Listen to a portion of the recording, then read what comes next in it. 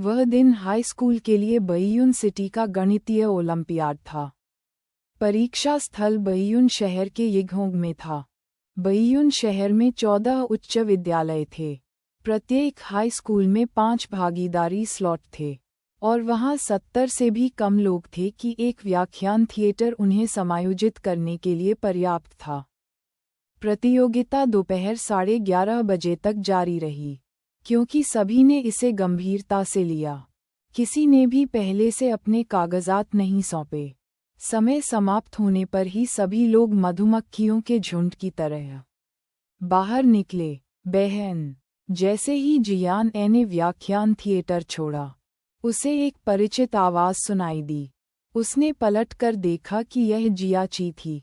यिगहोंग की प्रारंभिक प्रतियोगिता में शीर्ष छात्र के रूप में याओ जियाची भी प्रतियोगिता में भाग ले रहे थे।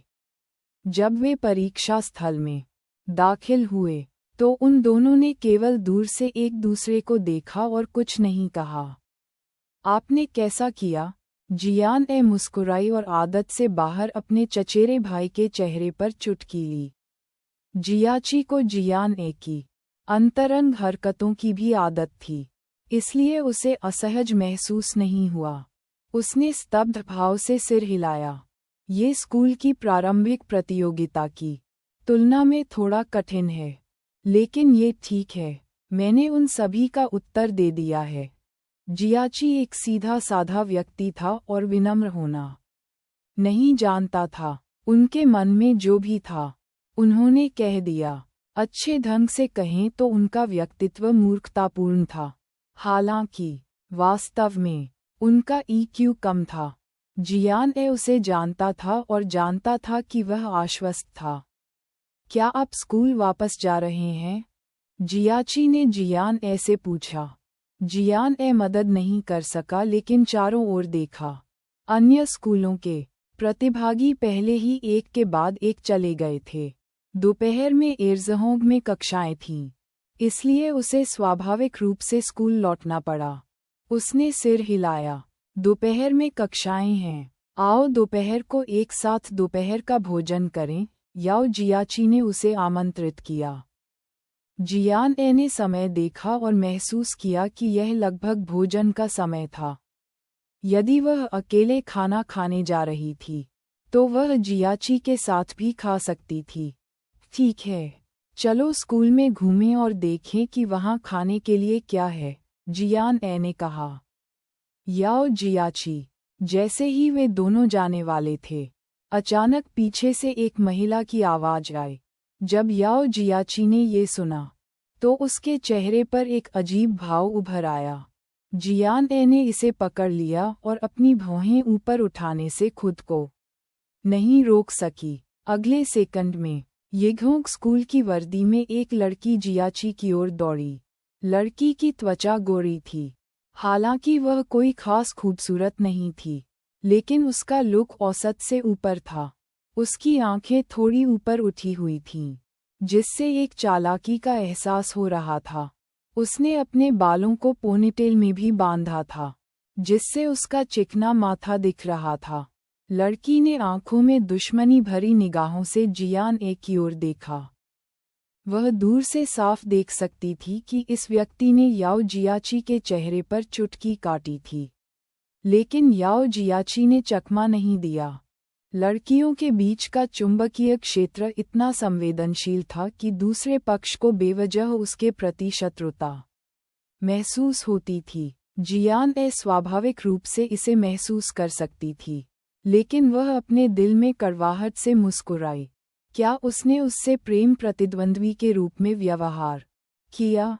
यांग जियाओयू, क्या कोई बात है? जियाची ने सीधे पूछा। उसका स्वर उदासीन था। यांग जियाओयू ने जियान ए का स्वागत नहीं किया। उसने बस याओ जियाची की ओर देखा और कहा, क्या आप परीक्षा से थक गए हैं? मैं आपको दोपहर का भोजन खिलाऊंगी। ठीक है। याओ जियाची ने भौहें चढ़ा लीं, लेकिन कोई अधीरता नहीं दिखाई।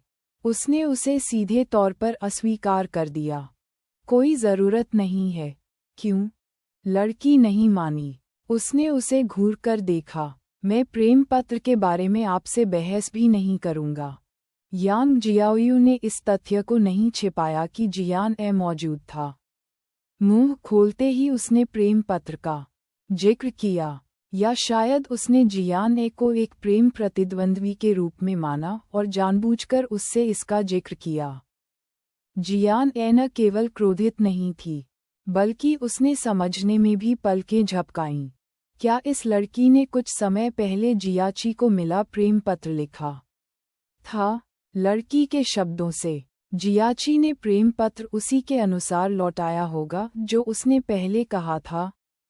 जब उसने प्रेम पत्र शब्द सुने तो जियाची की अभिव्यक्ति ठिठक गई।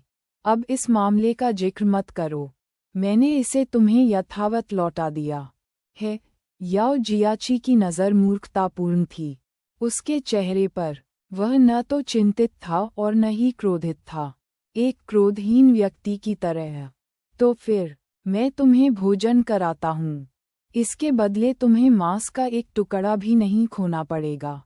यांग जियाओयू ने गुस्से में चिल्लाते हुए कहा, मानो वह याओ जियाची के साथ दोपहर का भोजन करने के लिए कृतसंकल्प थी। जियान ए ने बगल से देखा और मन ही मन सोचा, ये लड़की काफी उदार है।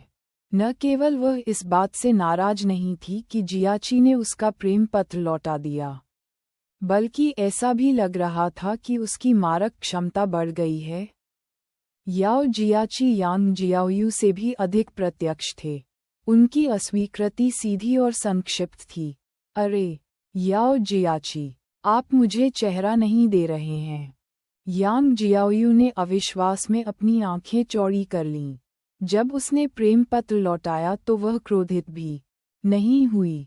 उसने उसे भोजन कराने पर भी जोर दिया, लेकिन उसने इसकी बिल्कुल भी सराहना नहीं की, चूंकि वह एक किशोर लड़की थी। जियाची की अस्वीकृति ने यांग जियाओयू के आत्मसम्मान को कुचल दिया और उसकी आंखें जल्द ही लाल हो गईं। जियान ए शुरू में पक्ष से देखना चाहता था और जियाची को इस मामले को स्वयं सुलझाने देना चाहता था। यह उनके ईक्यू के लिए भी प्रशिक्षण था। अंत में उसने एक युवा महिला को रोने पर मजबूर कर दिया। उसने चुपके से अपना माथा पकड़ लिया। उसकी चचेरी बहन इतनी सुस्त थी कि वह कभी कभी अवाक रह जाती थी। आपको कम से कम अधिक व्यवहार कुशल होना चाहिए। आपने सीधे मना कर दिया और उसे डांट दिया। मुझे क्षमा करें। जियान ए ने सही समय पर बात की और फुसफुसाए, मैं जियाची की बहन हूँ। हम एक साथ दोपहर का भोजन करने के लिए सहमत हुए, इसलिए उसका इरादा आपको मना करने का नहीं था। जब यांग जियाओयू ने ये सुना तो वह दंग रह गई, लेकिन बाद में उसने जियान ए को बड़ा कर दिया। उसने एर्जों की स्कूल यूनिफॉर्म पहनी हुई थी और लेक्चर थिएटर के प्रवेश द्वार पर थी। यांग जियाओयू ने स्वाभाविक रूप से अनुमान लगाया कि जियान ए गणितीय ओलंपियाड में भाग लेने के लिए आसपास हो सकता है। ये पता चला कि वह याओ जियाची की बहन थी। लगभग एक पल में यांग जियाओयू की आंखों में दुश्मनी गायब हो गई। कोई आश्चर्य नहीं, भले ही जियान ए उसकी प्रेमिका थी। उसने आते ही उसके चेहरे पर चुटकी नहीं ली होती, तो वह उसकी बहन थी। इसमें कोई आश्चर्य नहीं कि वह याओ जियाची के साथ इतनी घनिष्ठ थी। याओ जियाची की बहन के प्रति अभी-अभी महसूस हुई ईर्ष्या के बारे में सोचकर यांग जियाओयू क्रोधित हो गई और याओ जियाची पर भड़क उठी। क्या आप इसे स्पष्ट रूप से नहीं कह सकते? अगर मुझे पता होता कि आप अपनी बहन के साथ दोपहर का भोजन करना चाहते हैं, तो मैं आपको परेशान नहीं करता। आप बहुत मूर्ख हैं। जैसे ही वह बोली, उसने याओ जियाची को गुस्से से देखा और तेजी से भाग गई। जियान ए ने यांग जियाओयू को भागते हुए देखा। अंत में वह मुस्कुराई और अपना सिर हिलाया। याओ जियाची हैरान था। उसे ये क्यों बताना पड़ा कि वह अपनी बहन के साथ भोजन कर रहा था? यिज़होंग छोड़ने के बाद आसपास कई रेस्तरां थे। आखिरकार वे स्कूल के आसपास थे। इसलिए ग्राहकों के बारे में चिंता करने की कोई ज़रूरत नहीं थी। यह एक प्रतीत होने वाला अगोचर स्टीकहाउस था। छोटा प्रवेश द्वार बहुत स्टाइलिश था और यह एक स्वादिष्ट रेस्तरां जैसा लग रहा था। क्या हमें स्टेक मिलेगा? जियान ए ने याओ जियाची से पूछा। याओ जियाची ने दुकान की ओर देखा और अपना सिर हिलाए बिना नहीं रह सका। ये रेस्तरां बहुत महंगा है। हालांकि उसने इसे पहले कभी नहीं खाया था। आखिरकार यह यिज़होंग के पास था।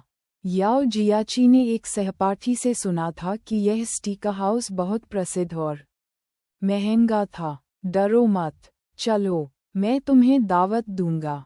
जैसे ही वह बोली, उसने याओ जियाची का हाथ खींच लिया और प्रवेश करने के लिए दरवाजा खोल दिया। जियान ए को जियाची पर पैसा खर्च करते समय कभी भी दिल का दर्द महसूस नहीं हुआ। उसने इसका आनंद भी लिया। रेस्टोरेंट के इंटीरियर को गहरे रंगों से सजाया गया था। यह एक विशिष्ट उच्च श्रेणी का फ्रांसीसी रेस्तरां था। हालांकि दरवाज़ा बड़ा नहीं लग रहा था, लेकिन अंदर की जगह काफ़ी चौड़ी थी। दोपहर के भोजन का समय था और रेस्तरां में पहले से ही कई ग्राहक मौजूद थे। ऐसा लग रहा था कि व्यवसाय वास्तव में अच्छा था। स्वागत है। वेटर ने तुरंत उनका स्वागत किया। हालांकि जियान ए और जियाची ने स्कूल की वर्दी पहनी हुई थी, लेकिन उन्होंने उनकी उपेक्षा नहीं की। क्या मैं पूछ सकता हूँ कि आप में से कितने लोग यहाँ हैं? वेटर ने काली पैंट, काली बनियान और सफ़ेद शर्ट पहन रखी थी।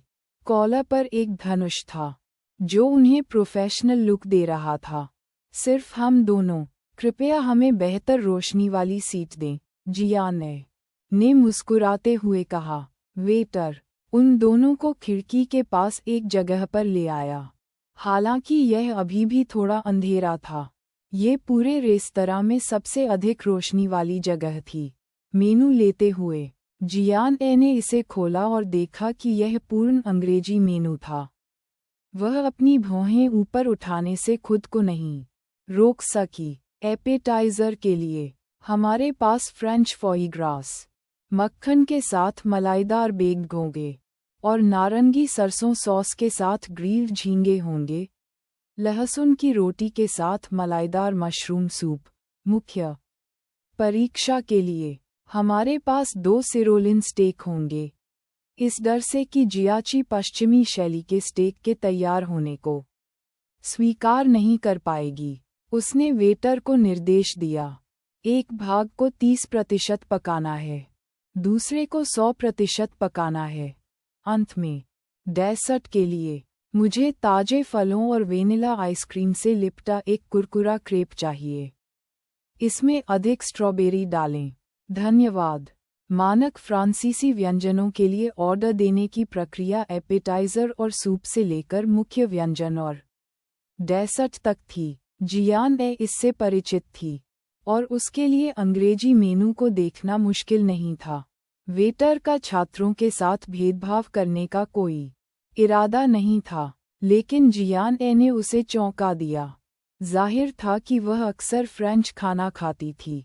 वेटर के चले जाने के बाद जियाची ने भौहें सिकोड़ लीं और चिंतित होकर कहा, दीदी, 30% पके और 100% पके हुए में कोई अंतर नहीं है ना? जब तक आपके पेट में दर्द न हो, तब तक मत खाओ। पफट। जियान ए हंसने के अलावा कुछ नहीं कर सका। स्टेक को नरम होने से पहले कम से कम 30% पकाना पड़ता था। विदेशों में बहुत कम लोग थे जो 50% पका हुआ स्टेक खा सकते थे। कुछ रेस्तरां 70% पका हुआ स्टेक भी उपलब्ध नहीं कराते थे। 100% तो दूर की बात है। हालांकि कुछ सस्ते पश्चिमी रेस्तरां में स्टेक पर खून होगा चाहे वह कितना भी पकाया गया हो। सबसे पहले, स्टेक की गुणवत्ता अच्छी नहीं थी और मोटाई भी पर्याप्त नहीं थी। स्टेक को ग्रिल करने के बाद खून के पानी को निकालने के लिए इसे कुछ समय के लिए अलग रखना पड़ता था। केवल प्रामाणिक पश्चिमी रेस्तरां ही यह कदम उठाएंगे। चिंता मत करो, मैंने तुम्हारे लिए 100% मांगा है। जियान ए याओ जियाची को देखकर मुस्कुराया। वह वास्तव में अपने इस भाई से प्यार करती थी, चाहे वह उसे किसी भी नज़र से देखती हो। वह इतना पसंद करने योग्य क्यों था? इसी समय किसी ने धक्का देकर दरवाज़ा खोला और रेस्तरां में प्रवेश किया। स्वागत, वेटर की आवाज़ आई। जी हाओयू ने अपना धूप का चश्मा उतार दिया और लापरवाही से और दुष्टता से अपनी गर्दन घुमा ली। उन्होंने कहा, 2 के लिए। उसके पीछे कियू जियाहाओ था। उन दोनों ने कल रात के उत्तरार्ध तक शराब पी। जी हाओयू रात के लिए कियू जियाहाओ के घर पर रुके। इस समय वह अभी भी कल के पारिवारिक भोज की आकस्मिक पोशाक पहने हुए था। युवा मास्टर जी, देखो, कियू जियाहाओ ने गलती से चारों ओर नजर डाली और खिड़की के पास जियान ए को देखा। उसने जियान ए को केवल एक बार देखा था। ये तब था जब जियान ए ने स्टारलाइट बार में किसी को मारा था। इसलिए, हालांकि यह केवल एक बार था, इसने कियू जियाहाओ पर बहुत गहरी छाप छोड़ी कि उसने उसे एक नज़र में पहचान लिया। जी हाओयू ने ऊपर देखा। जिस क्षण उसने जियान ए को देखा, उसके चेहरे पर आलसी अभिव्यक्ति तुरंत शांत हो गई, और फिर उसने अनिश्चितता में पलकें झपकाईं। क्या ये लड़की एर्जों की नहीं थी? जियान ए जियाची के साथ बात कर रहा था और हंस रहा था। उसके चेहरे पर मुस्कान उज्ज्वल और शुद्ध थी, और यह असाधारण रूप से चमकदार थी। जी हाओयू की नज़र जियाची पर भी पड़ी, जो जियान ए के सामने थी। उसका हृदय कड़ा हो गया। किसी कारण से एक अजीब भावना ने उसके दिल पर हमला किया। जी हाओयू की आंखें सिकुड़ गईं, और उसका पूरा चेहरा तुरंत एक बर्तन के नीचे तक काला पड़ गया। जब भी जियान ए उसका सामना कर रहा था, तो वह ऐसी दिखती थी मानो वह उसे जलाकर राख कर देना चाहती हो। लेकिन दूसरों का सामना करते हुए वह फूल की तरह मुस्कुराती थी, दूसरों को अपने मसूड़े दिखाना चाहती थी। उसके हृदय में अनायास ही एक गंदी भावना भर गई। जी हाओयू की नज़र उन दोनों के बीच घूम गई। डेट के लिए ये लड़की वास्तव में दोपहर के भोजन के लिए एर्जोंग से यिज़होंग तक दौड़ी। कितना अस्वीकार्य। युवा मास्टर जी, मैं कियू जियाहाओ कुछ कहने ही वाला था कि उसने देखा कि जी हाओयू पहले से ही लड़की की ओर चल रहा था। कियू जियाहाओ आश्चर्यचकित हुआ और उसका पीछा किया गया। जियान ए जियाची के बारे में पूछ रहा था, और यांग जियाओयू, वह खुशी से मुस्कुरा रही थी। तभी उसे अचानक बगल से दबाव महसूस हुआ। इससे पहले कि वह मुड़कर देखती, जी हाओयू पहले ही उसके पास बेपरवाह होकर बैठ गई थी। उसकी अभिव्यक्ति तुरंत बदल गई। जी हाओयू के चेहरे पर एक कुटिल मुस्कान थी। उसने एक हाथ से अपना सिर पकड़ लिया और जियान ए की ओर देखने के लिए अपना सिर झुका लिया। नमस्ते, जियान ए। क्या उसने कोई भूत देखा था? तुम यहाँ क्यों हो? जियान ए को होश आ गया और उसकी अभिव्यक्ति बदसूरत थी, जैसे उसने गंदगी खा ली हो। जी हाओयू के चेहरे पर अशोभनीय भाव थे और उनके शब्द और भी घृणित थे। भाग्य ने हमें साथ ला दिया। भाग्य तुम्हारा सिर। जियान ए पहले से ही जी हाओयू की शक्ल और रवैये से आश्चर्यचकित नहीं था। जियान ए ने शांत पश्चिमी रेस्तरां को देखा। वहाँ का वातावरण उसके भड़कने के लिए उपयुक्त नहीं था। उसने अपनी आवाज़ धीमी की और बोली, तुम क्या चाहते हो? जी हाओयू मोटी चमड़ी वाले थे, लेकिन कियू जियाहाओ को नहीं पता था कि क्या करना है। वह किनारे खड़ा था और उसे समझ नहीं आ रहा था कि कहाँ बैठे। जी हाओयू ने अपनी सुंदर भौहें उठाईं और बेशर्मी से कहा, ये देखते हुए कि आप अकेले खाना खा रहे हैं, आइए एक टेबल साझा करें। जैसे ही वह बोला, वह कियू जियाहाओ को देखने के अलावा कुछ नहीं कर सका। तुम वहाँ किस लिए खड़े हो? क्या तुम्हें लगता है कि तुम वेटर हो? कियू जियाहाओ जियाची को देखने के अलावा कुछ नहीं कर सका।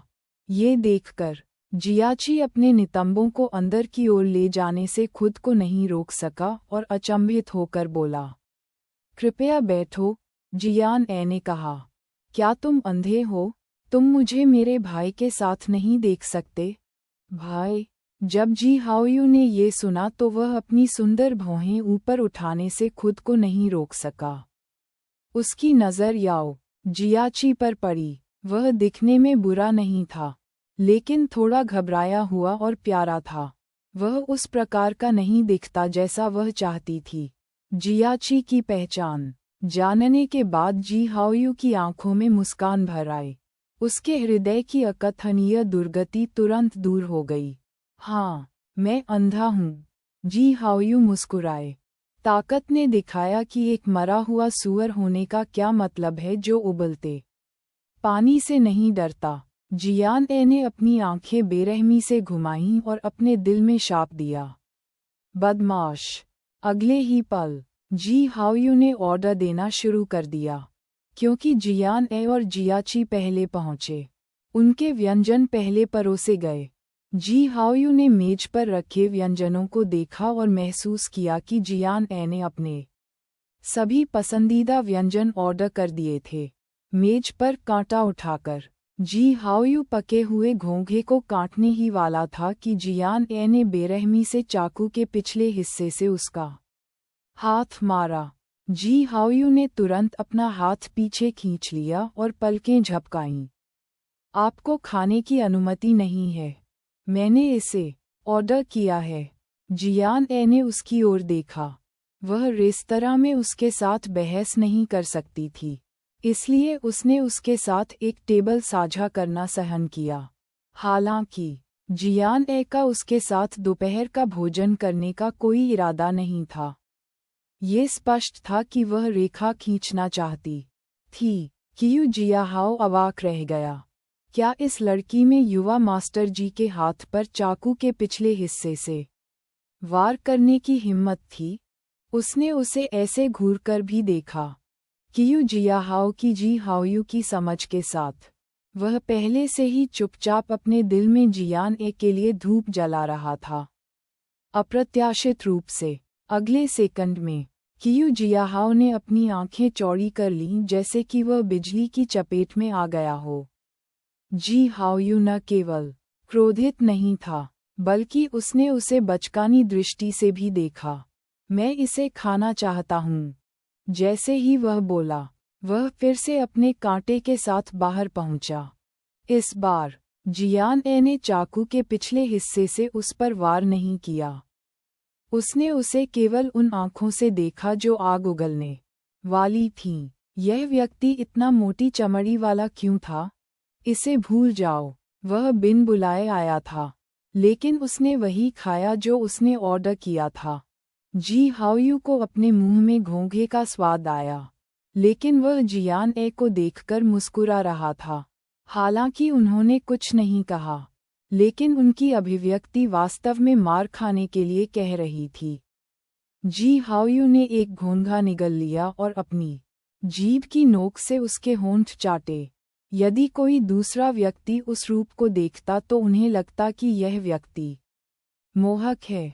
हालांकि जियान ए को केवल ये लगा कि इससे उसकी आंखों को चोट पहुंची है। जी हाओयू, मैं एक और खाऊंगा। जियान ए। फ्रांसीसी भोजन ने उत्कृष्टता और स्वाद का पीछा किया। पके हुए घोंघों की एक प्लेट पर केवल 5 घोंघे थे। बिना कुछ कहे जी हाओयू पहले ही 2 खा चुका था। खांसी, यहाँ तक कि कियू जियाहाओ, जो उसके सामने बैठा था, उसे अजीब तरह से खांसी हुई। उसे आश्चर्य हुआ कि आज युवा मास्टर जी की क्या गलती थी कि उन्होंने एक बच्चे से खाना छीन लिया। जब कोई नहीं देख रहा था, तो जियाची ने चुपचाप अपने कांटे का इस्तेमाल करके घोंघे को अलग कर दिया। ये स्वादिष्ट लग रहा था। यदि उसने कुछ नहीं किया, तो ये जल्द ही चला जाएगा। जियान ए ने उसे नज़रअंदाज कर दिया। इन 2 नाखुश बातचीत के बाद जियान ए को अच्छी तरह से पता था कि जी हाओयू एक बदमाश था। वह जितना क्रोधित थी, उसकी आंखों में मुस्कान उतनी ही गहरी थी। कितना विकृत है, ये घोंघे महंगे थे। वह ऐसा मानती थी कि वह कुत्ते को खाना खिला रही है। अपनी निगाहें हटाते हुए जियान ए ने हाल ही में परोसे गए झींगे को जियाची के साथ साझा किया, इस डर से कि जी हाओयू फिर से अपना मुंह खोलेगा। जियान ए की हरकत को देखते हुए जी हाओयू ने बिना पलक झपकाए अपनी भौहें ऊपर उठाईं। उसकी आंखों में दिलचस्पी भर गई। उन्होंने बड़बड़ाते हुए कहा, मैंने सुना है कि आपने कुछ दिन पहले ही शुयून क्लब पर कब्जा कर लिया है। इससे तुम्हारा कोई संबंध नहीं। जियान ए का लहजा निर्दयी था। उसने एक कौर स्टेक खाया और जमकर चबाया। जी हाओयू नाराज नहीं थे। उन्होंने शांति से केवल इतना कहा, मैंने सब कुछ इतनी सावधानी से व्यवस्थित किया है। आपने मुझे धन्यवाद क्यों नहीं दिया? मैं तो बस तुम्हारे दो घोंघे हूँ। देखो तुम कितने क्रोधित हो। आसान आसान। जियान ए रुका और उसकी ओर देखने लगा। मैंने आपसे ऐसा करने के लिए नहीं कहा। अगर आपको लगता है कि आप नुकसान में हैं, तो आप सभी को जी ग्रुप में वापस बुला सकते हैं। मैं आपको नहीं रोकूंगा। मूल रूप से जी हाओयू ने इस मामले को पूरी तरह से संभाला था और उसे उसका फायदा उठाने दिया था। जियान ए दिल से उसके प्रति काफी आभारी थी। हालांकि इन दो मुकाबलों से यह अच्छी छाप बहुत पहले ही मिट चुकी थी। वह पहले ही उसकी पिटाई न करके एहसान का बदला चुका चुकी थी। जियान ए के उसके प्रति अड़ियल रवैये को देखते हुए जी हाओयू अपने होठों को थोड़ा ऊपर उठाने से नहीं रोक सका। मैं तो बस मजाक कर रहा था।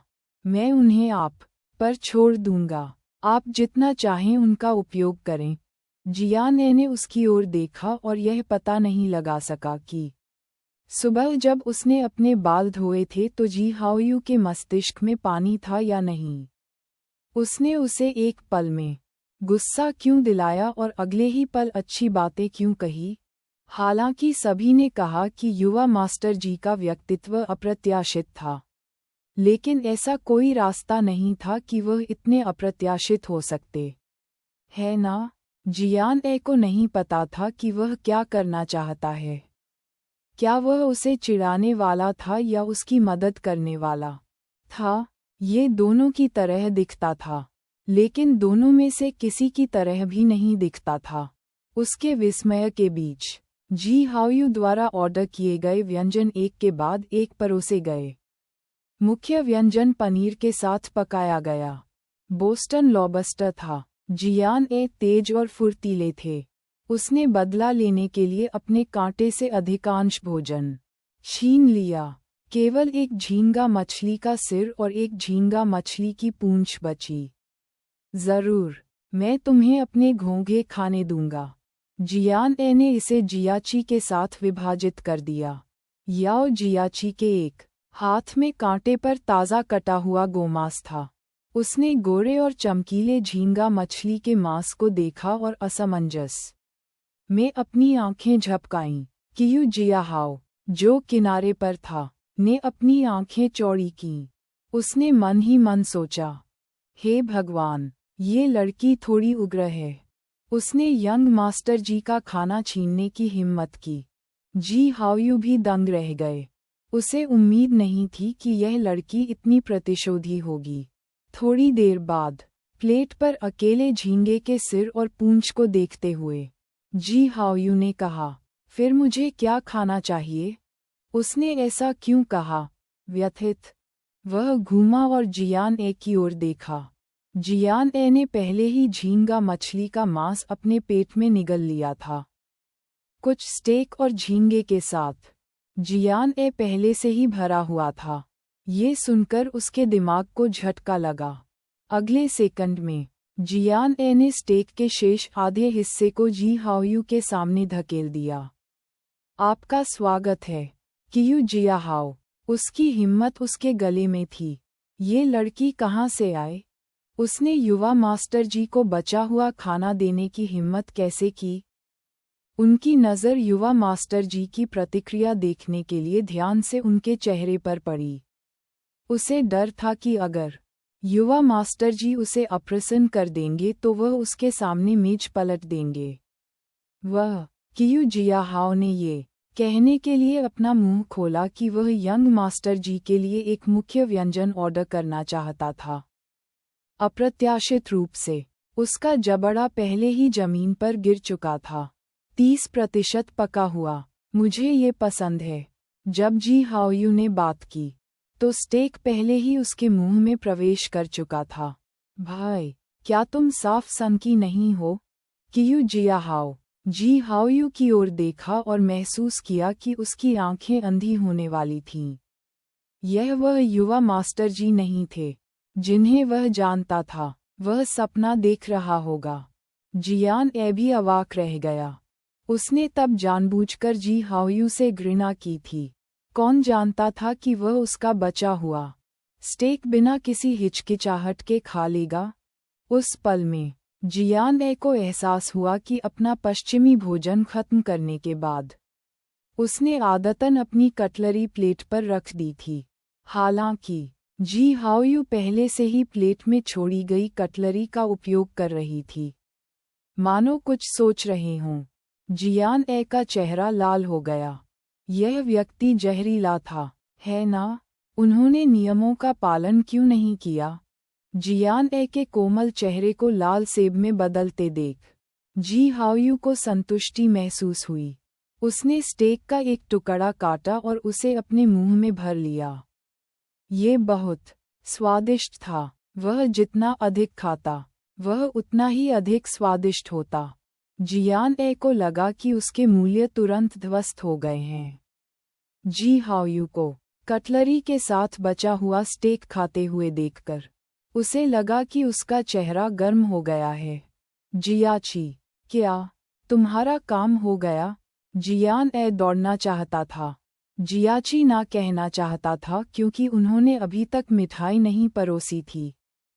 हालांकि जियान ए ने उसके कुछ भी कहने का इंतज़ार नहीं किया। वह बोली, चलो खाना खाकर चलते हैं। बोलते बोलते वह उठ खड़ी हुई।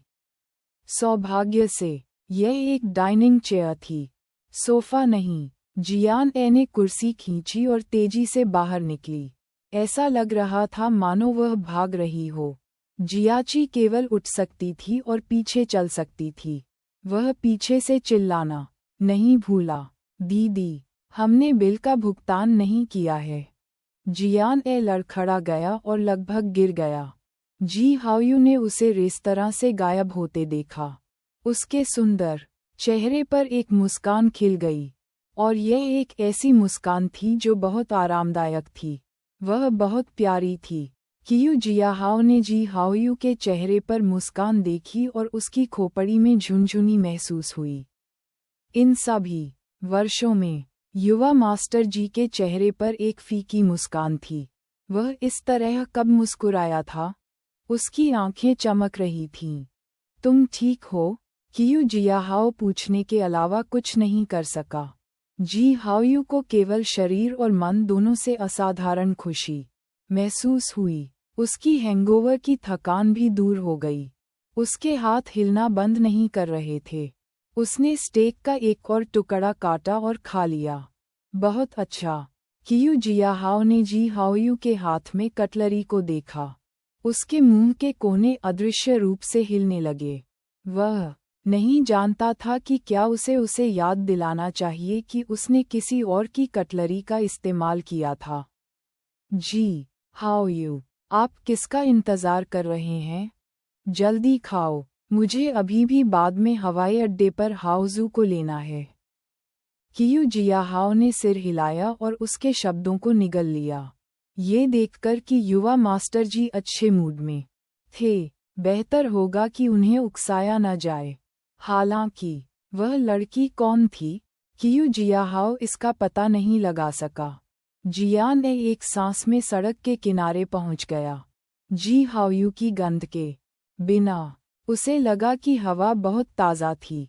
हालांकि उसके गाल गर्म होने से बच नहीं सके। ये लानत जी हाओयू, वह उसके जीवन का शत्रु होना चाहिए। 2 जन्मों तक जीवित रहने के बाद वह लंबे समय तक हर चीज के प्रति उदासीन रही। हालांकि केवल जी हाओयू ही उसे आसानी से क्रोधित कर सकता था और उसकी भावनाओं को भड़का सकता था। हरामी, कष्टप्रद। याओ जियाची ने उसे पकड़ लिया लेकिन उसे याद दिलाना नहीं भूली। बहन, हमने बिल का भुगतान नहीं किया है। जियान ए ने गहरी सांस ली और शांत होने की कोशिश की। ये ठीक है, कोई इसका निपटारा कर देगा। वह अपने हृदय के क्रोध को शांत न कर सकी। उसके घोंघे खाओ, आप बिल का भुगतान करने के पात्र हैं। ओह, याओ जियाची को नहीं पता था कि क्या हो रहा है। उसने जियान ए के लाल चेहरे को देखा और पूछा, बहन, क्या आपको हीट स्ट्रोक हुआ है? आपका चेहरा इतना लाल क्यों है? जियान ए ने जल्दी से उसका चेहरा थपथपाया। नहीं, मुझे अभी अभी थोड़ा घुटन महसूस हुई। अभी जून ही था। उसे हीट स्ट्रोक कैसे सहना होगा? सौभाग्य से याओ जियाची एक धीमे व्यक्ति थे, इसलिए उन्होंने केवल सिर हिलाया। जियान ए ने समय देखा और कहा, मैं स्कूल वापस जा रहा हूँ। तुम्हें भी वापस जाना चाहिए। हाँ, अलविदा, बहन। जियाची से अलग होने के बाद जियान ए ने एक टैक्सी ली और एरजोंग लौट आया। जब वह स्कूल लौटी तो उसने घंटी बजाते हुए कक्षा में प्रवेश किया। आप दोपहर को कहाँ गए थे? जियान यी जल्दी वापस आ गया। जैसे ही वे मिले, जिया क्विंगहुआन आगे की ओर झुक गया। मैंने अपने भाई के साथ दोपहर का भोजन किया। क्यों, क्या कुछ बात है? उद्धरण चिन्ह। जिया किंगहुआन ने समझ में अपने होंठ सिकोड़ लिए और जियान ए की ओर देखा। लिन यी ने कहा कि वह आज रात हमें भोजन कराएंगे। उन्होंने कहा कि आप पिछली बार सहमत हुए थे। जियान ए ने प्रबुद्ध होने से पहले एक पल के लिए सोचा। ये पहले जियान यी के साथ हुए मुद्दे के बारे में है।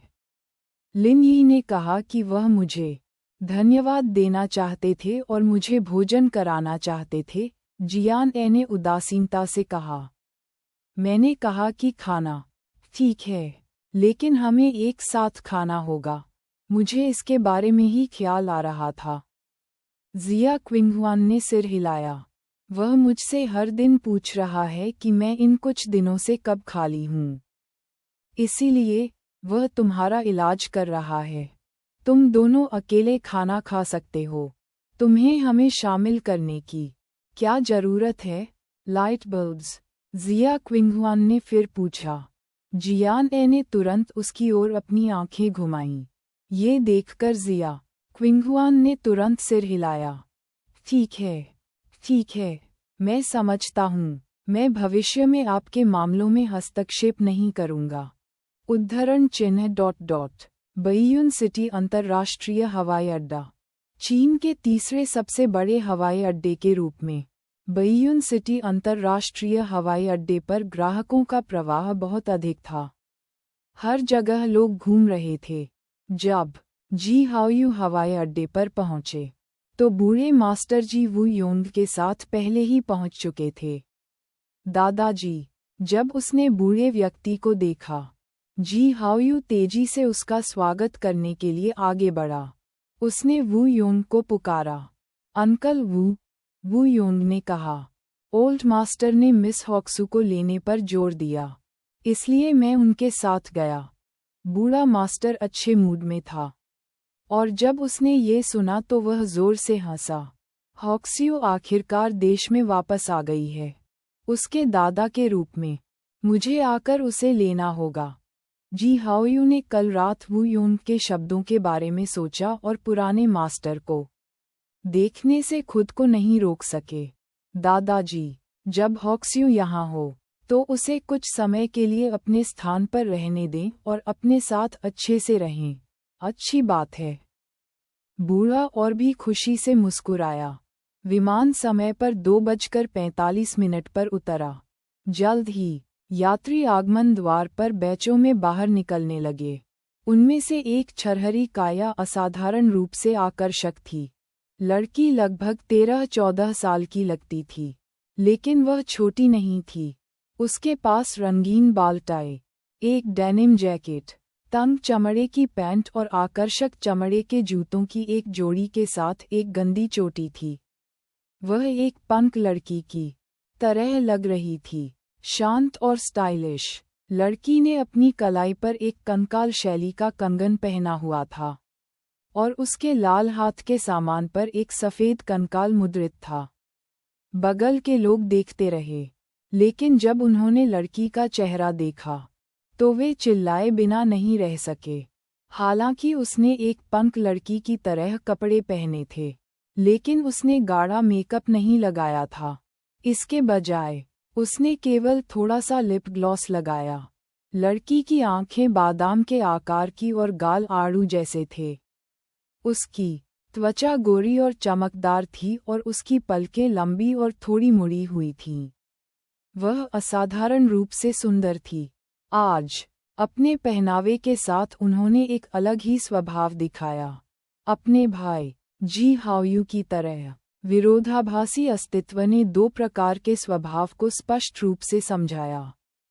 ये लड़की कोई और नहीं बल्कि जी हाओयू की जैविक बहन जी हाओसू थी।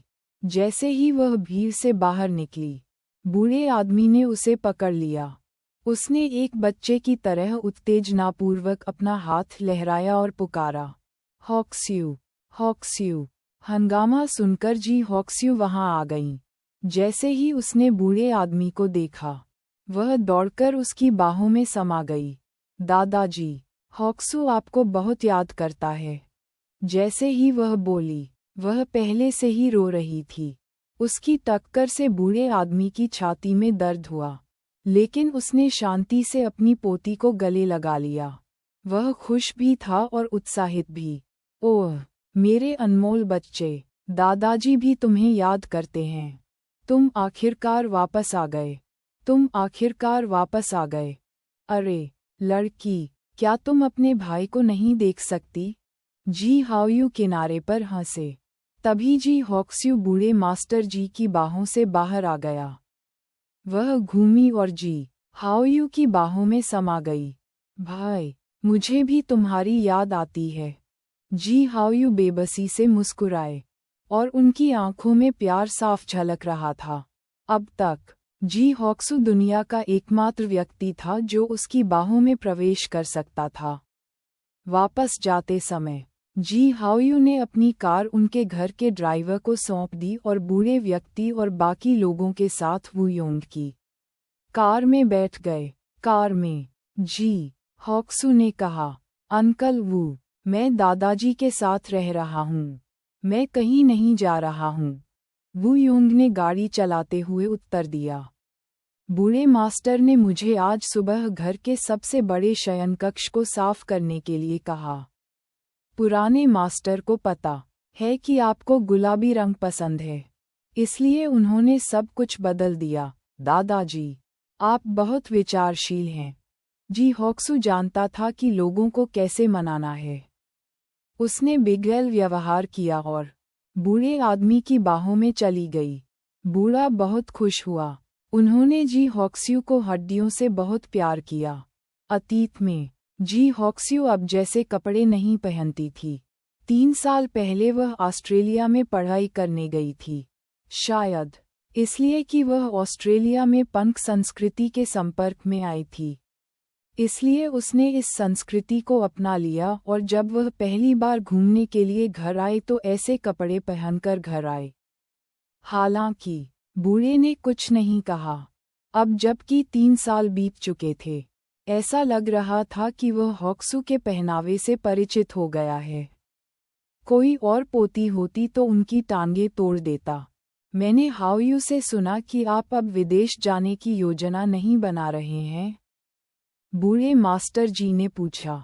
ये सुनते ही जी हॉक्स्यू ने तुरंत अपना सिर हिला दिया। हाँ, हाँ, ये सबसे अच्छा है अगर दादाजी और भाई मेरे साथ हों। ठीक है। फिर बैयुन हाई स्कूल में रहो। दादाजी तुम्हारे लौटने का इंतजार कर रहे थे, बूढ़े व्यक्ति ने कहा। जी, हाओयू भी आज बहुत अच्छे मूड में थे। सबसे पहले उसने दोपहर में जियान ए को चिढ़ाया था। दूसरे, उसकी बहन वापस आ गई थी। सामने वाली यात्री सीट पर बैठे हुए उसके होठों के कोने अनजाने में मुड़ गए। भाई, जल्द ही तुम्हारा जन्मदिन है, जी हॉक्स्यू ने अचानक कहा। बूढ़ा स्तब्ध रह गया। ये सच है। बूढ़े व्यक्ति का जन्मदिन अगस्त के उत्तरार्ध में था, जबकि हाओयू का जून में था। जून की शुरुआत हो चुकी थी। जी हाओयू निराशापूर्वक मुस्कुराए। बुरा नहीं, तुम्हें अभी भी अपने भाई का जन्मदिन याद है। जी हॉक्स्यू मुस्कुराईं और अपनी भौहें ऊपर उठाईं। बेशक, अन्यथा क्या तुमने सोचा कि मैं सिर्फ दादाजी का जन्मदिन मनाने के लिए वापस आया हूँ? दादाजी के जन्मदिन के लिए अभी भी जल्दी है। ये सब तुम्हारे लिए है। भाई, जी हाओयू ने सिर हिलाया। ठीक है, मैं इसकी व्यवस्था आप पर छोड़ता हूँ, जी हॉक्स्यू। मैं वादा करता हूँ कि मैं आपके लिए सब कुछ व्यवस्थित करूँगा। दोपहर में स्कूल के बाद जियान ए और बाकी लोग स्कूल के गेट से बाहर चले गए। किंगहुआन, क्या आप आज प्रोडक्शन टीम के पास नहीं जा रहे हैं? गुआन ताओ ने जिया क्विंगहुआन की बाँह पकड़कर पूछा। जिया क्विंगहुआन मुस्कुराई और अपना सिर हिलाया। वे आज फुटेज को मंजूरी के लिए भेजने जा रहे हैं, इसलिए निर्देशक यिमिंग राजधानी गए। इसलिए प्रोडक्शन टीम ने एक दिन की छुट्टी ले ली। जिया किंगहुआन ने लिन यी की ओर अपनी भौहें उठाईं और पूछा। लिन यी, आज आप सभी के साथ क्या व्यवहार करना चाहती हैं? ये दुर्लभ है कि हर कोई यहाँ है, क्योंकि आज यह आखिरी मिनट की सभा थी। लिन यी ने समय से पहले योजना नहीं बनाई थी। वह सिर्फ लड़कियों की तरफ देखता था।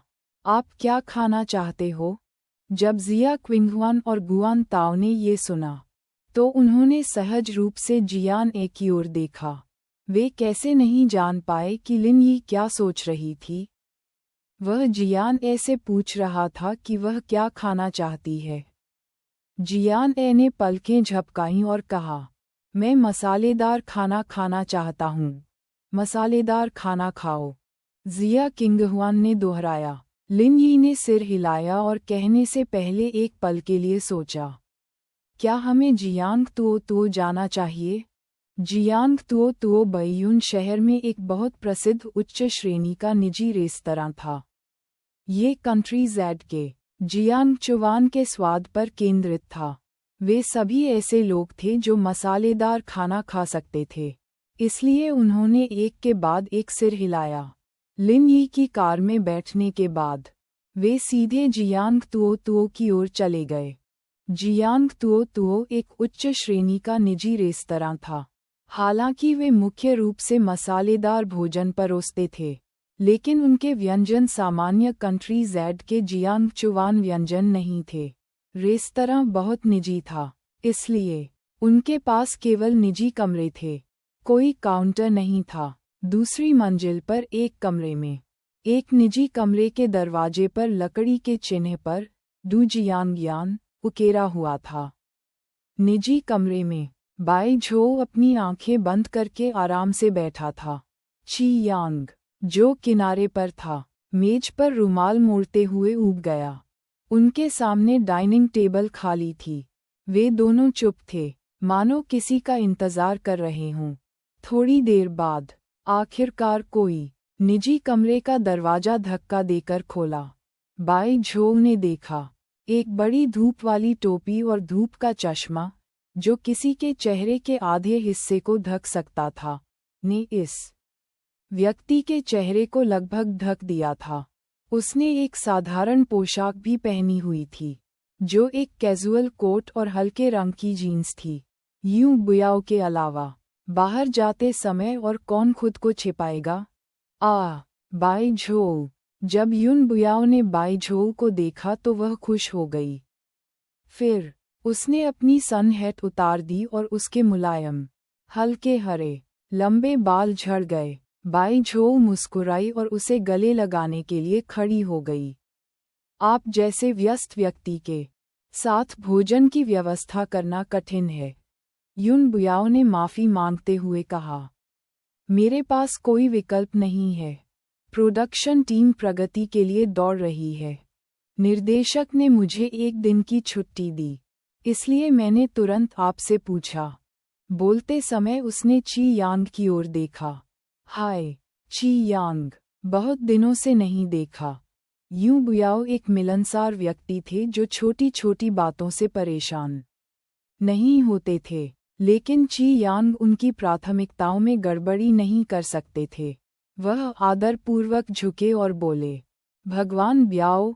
ची यांग प्राचीन संप्रदाय का केवल एक साधारण सदस्य था, लेकिन युन बुयाओ 12 रक्षकों में से एक था। ची यांग को स्वाभाविक रूप से उसे भगवान कहना पड़ा। वे बैठ गए और बातें करने लगे। बाई झोउ ने पहले बात की। आज ये सिर्फ हम दोनों नहीं हैं। मुझे दूसरों को आपसे मिलवाना है। जब युन बुयाओ ने ये सुना, तो वह अपनी लोमड़ी जैसी आंखें सिकुड़ने से खुद को नहीं रोक सकी, जो टिमटिमा रही थीं। जियो जेन, बाई झोउ के अलावा बाकी 12 गार्ड एक दूसरे को नहीं जानते थे। हालांकि यूं बुयाओ ने बाई झोउ से जियो जेन नाम सुना था, लेकिन उसने उसे पहले कभी नहीं देखा था। जब उसने पहले बाई झोउ को फ़ोन किया था, तो उसे ये भी पता था कि जियो जेन इस समय बैयुन शहर में है और संप्रदाय मास्टर के साथ रह रही है। बाई झोउ ने हल्के से सिर हिलाया।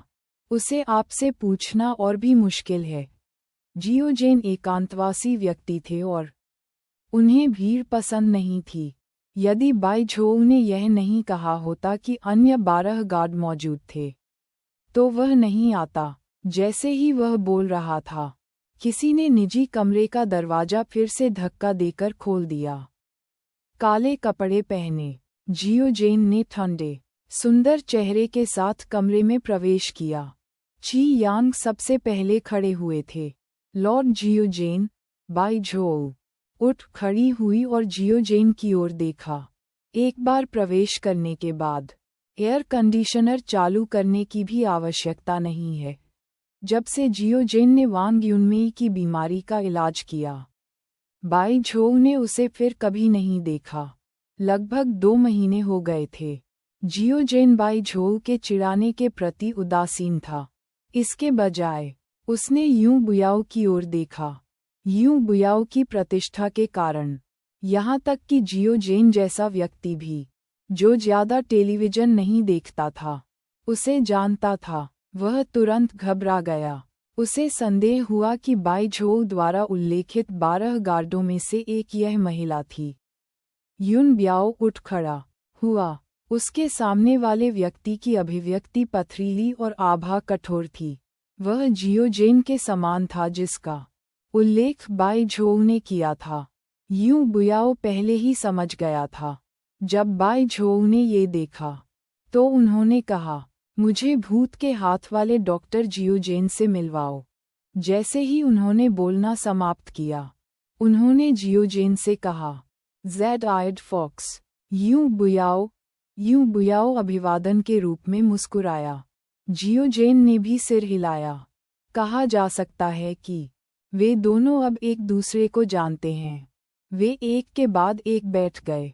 यूं बुयाओ को जियो जेन के शब्दों से शर्मिंदगी महसूस नहीं हुई। बाई झोउ ने उससे एक से अधिक बार जियो जेन का उल्लेख किया था, इसलिए वह पहले से ही इस डॉक्टर के लिए मानसिक रूप से तैयार थी जो पाताल लोक के राजा से किसी को छीन सकता था। युन बुयाओ ने मुस्कुराते हुए कहा, उस मामले में मैं एकमात्र व्यक्ति हूँ जिसने संप्रदाय मास्टर को नहीं देखा है। जैसे ही उसने बोलना समाप्त किया, यूं बुयाओ को तुरंत असंतुलित महसूस हुआ।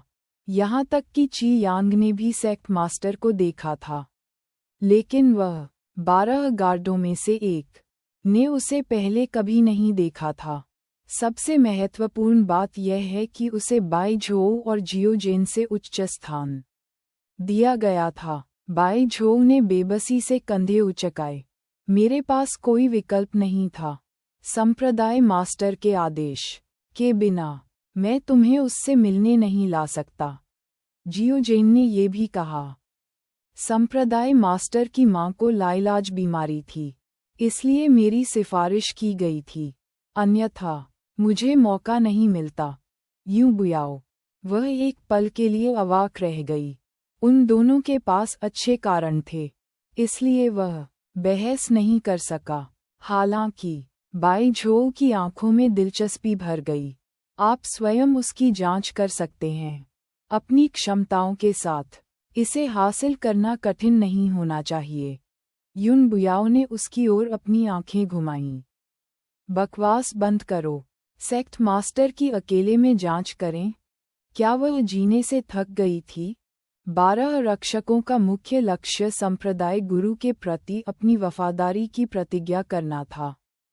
संप्रदाय गुरु के आदेश के बिना वे लाइन से हटकर कुछ नहीं कर सकते थे। ये ठीक था यदि संप्रदाय का गुरु अतीत में प्रकट नहीं होता, लेकिन अब जब पैगंबर को संप्रदाय का गुरु मिल गया है, तो उन्हें स्वयं व्यवहार करना होगा और केवल संप्रदाय के गुरु के आदेशों को सुनना होगा। ये नियम प्राचीन संप्रदाय के सभी लोगों की हड्डियों में अंकित थे।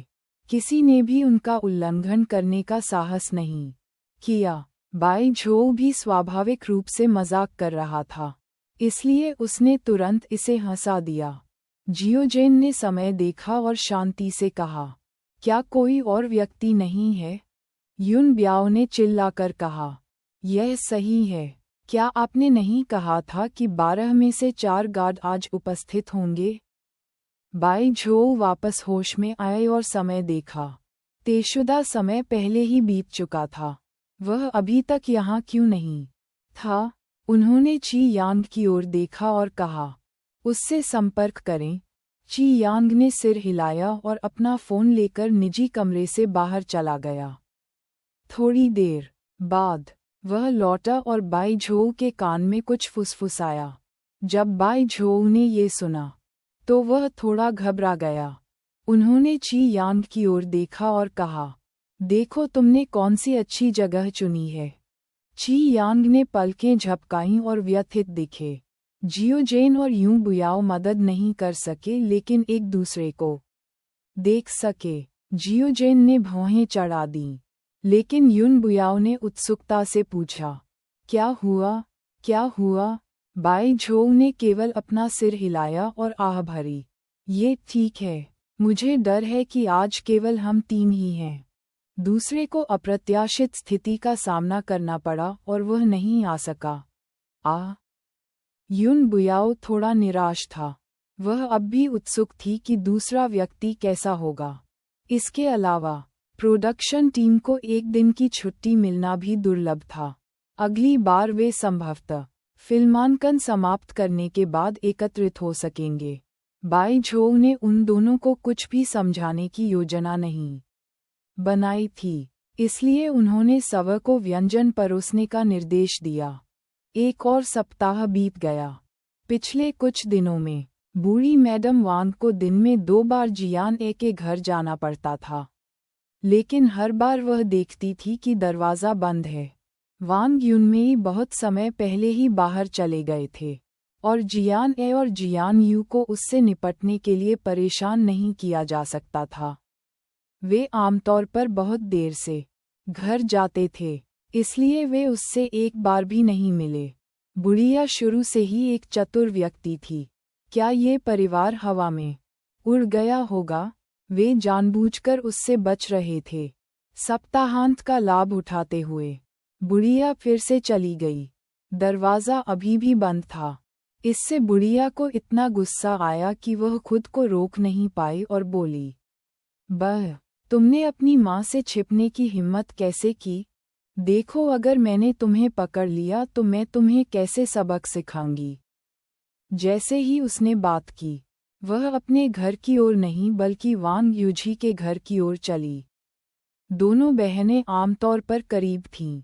चूंकि बुढ़िया वांग युनमेई को नहीं ढूंढ पाए, इसलिए उसे स्वाभाविक रूप से वांग यूझी से पूछना पड़ा। जब वह मुख्य द्वार पर पहुंची तो बुढ़िया ने देखा कि याओ फेंग का तिपहिया वाहन वांग यूझी के घर के सामने खड़ा था। गाड़ी में कुछ गत्ते के डिब्बे थे। बहुत ज्यादा चीजें तो नहीं थीं, लेकिन वे सभी घर से जुड़ी थीं। वे क्या कर रहे थे? जी, बुढ़िया आंगन के बाहर खड़ी होकर चिल्लाने लगी। दरवाज़ा खुला था और वांग यूझी, जो सफाई कर रही थी, उसकी आवाज़ सुन सकती थी। वह चौंक गई और उसने याओ फेंग की ओर देखा। ओह, माँ इस समय यहाँ क्यों है? याओ फेंग ने पलकें झपकाईं। क्या ऐसा हो सकता है कि उसे बहन नहीं मिली और वह आपसे पूछने आई हो? वे दोनों आज अपने नए घर में जाने की योजना बना रहे थे, जो बहुत बड़ा था। भले ही उनका परिवार अब वहां चला जाए, फिर भी वांग युनमेई के साथ रहने में कोई समस्या नहीं होगी। हालांकि बुढ़िया को इस बात का पता नहीं था। उसने बुढ़िया को आगे बढ़ने के बारे में कभी नहीं बताया था। अगर उसे पता होता तो क्या वह नए घर में जाकर देखने की जिद नहीं करती? नया घर बहुत अच्छा था। अगर उसे इसके बारे में पता होता तो क्या होता?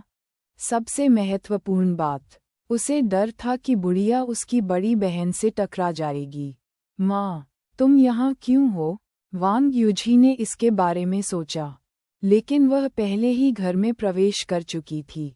बुढ़िया ने आंगन में प्रवेश किया और क्षेत्र का निरीक्षण किया। फिर उसने कहा, तुम क्या कर रहे हो? तुम सामान क्यों ले जा रहे हो? वांग यूझी ने कहा, क्या विध्वंस नहीं हो रहा है? मकान मालिक ने घर वापस ले लिया। हमें वहां से हटना होगा। उसने ये यार्ड पहले ही किराए पर ले लिया था, इसलिए बुढ़िया को पता था। हालांकि जब वांग युनमेई को विध्वंस के बारे में पता चला, तो उसने चुपके से पैसे निकाले और अपने लिए ये यार्ड खरीद लिया। हालांकि बुढ़िया को इस बात का पता नहीं था, इसलिए इसके बारे में सोचने के बाद वांग यूझी ने बुढ़िया से झूठ बोला और कहा कि मकान मालिक घर वापस लेना चाहता है। कदम। बुढ़िया स्तब्ध रह गई। कहाँ? आप कहाँ जा रहे हैं? क्या आपको कोई नया घर मिल गया है? हाँ, वांग यूझी ने सिर हिलाया और कहा, जियाफेट की चाची का उत्तरी शहर में एक खाली घर है। क्या वह रिश्तेदार नहीं है? उसने इसे हमें सस्ते दाम पर किराए पर दे दिया। याओ फेंग बैयुन शहर के उत्तरी जिले से थे। उत्तरी शहर दक्षिणी शहर से सबसे दूर था। बुढ़िया कई वर्षों से उत्तरी जिले में नहीं गई थी। बुढ़िया को इस पर संदेह नहीं हुआ। आखिरकार बुढ़िया की नज़र में वांग यूनजी का परिवार कोई ऐसा व्यक्ति नहीं था जो घर खरीद सके। अब जबकि साउथ सिटी को ध्वस्त किया जा रहा था, तो यह आश्चर्य की बात नहीं थी कि वे चले गए।